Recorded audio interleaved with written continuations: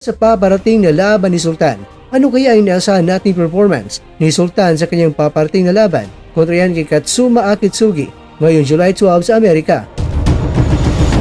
Matapos ang mahigit isang taon na pananahimik sa ring, muling babalik sa aksyon ng Filipino boxer na si Juna Sultan upang harapin ang Japanese-American fighter na si Katsuma Akitsugi sa isang mainit na laban sa Amerika ngayong July 12.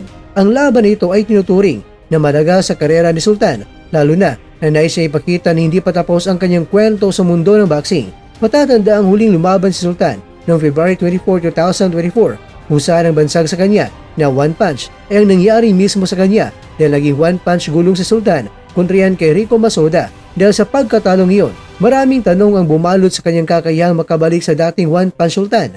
Ngunit ngayon, may pagkakataon na siyang sagutin ang lahat ng mga pagdududa.